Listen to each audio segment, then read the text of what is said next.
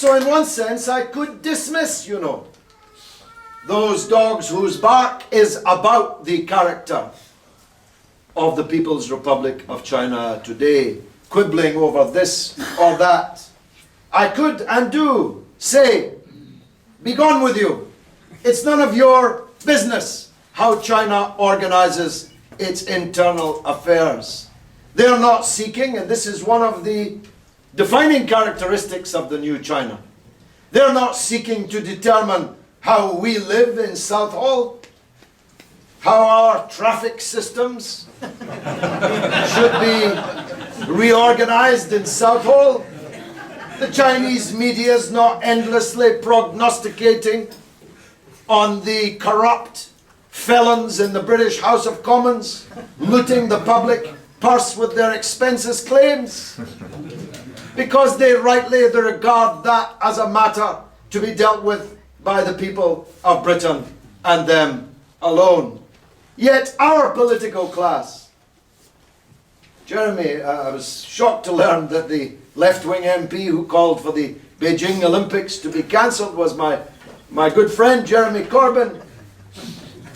There may be too much pollution in China, but that's a matter for China to deal with, and they don't need sanctions imposed from this green and pleasant and no doubt perfect land in order to encourage them to do so.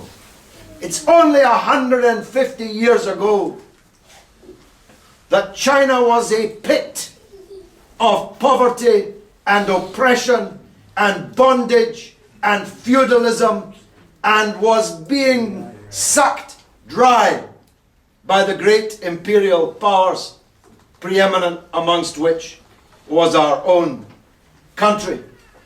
It's only a little over 100 years ago since we obtained the Hong Kong, whose democratic rights we belatedly became so concerned about, very belatedly indeed as it happens. We obtained Hong Kong as our price for ceasing the bombardment of China and their agreement at the point of a gun to allow us to continue to peddle opium from our empire in India into the veins of their people, stupefying them the better that we could rob them. The gall of Britain, of all places, giving lectures to China about its foreign policy, its domestic policy, its military power, or anything else. But you see, there is a veil of secrecy over our own imperial past. Our children go to school, but they're never taught how many people the British Empire killed, which was far more than any other leader or system ever has. There are people from Bengal here. When the British arrived in Bengal, it was the richest place in the world.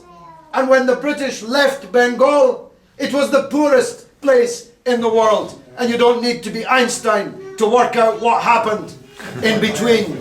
Millions died in the famines in India, deliberately engineered by the British Empire in those days. We're lucky the Chinese people even deigned to speak to us, never mind listen to our lectures, after our role in their country's history. But they do. They're very forgiving, actually. I dare say it's a long time since the Chinese raised these rather dubious, more than rather dubious characteristics of our previous and historic relationship between Britain and China. But one thing is clear, and it's my first reason for always having supported China. The days when foreign countries could order China what to do are gone, and gone for good.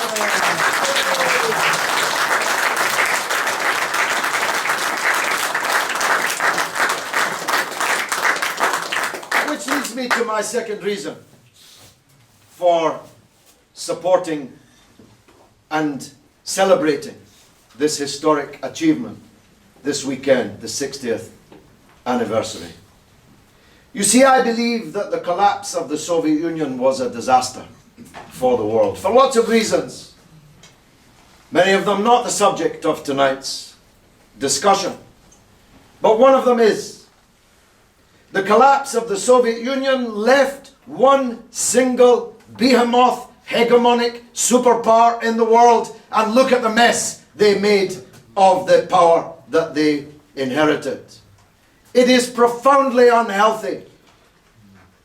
Even if the United States had not been led for 2 consecutive terms by an imbecile George W. Bush, it would have been profoundly dangerous for one country to have so much hegemonic power, able at the whim of its military-industrial complex or its Congress or its idiot president to decide to convulse the world in wars and upheaval and crises, with no one in the world able, still less willing, to stand up against them.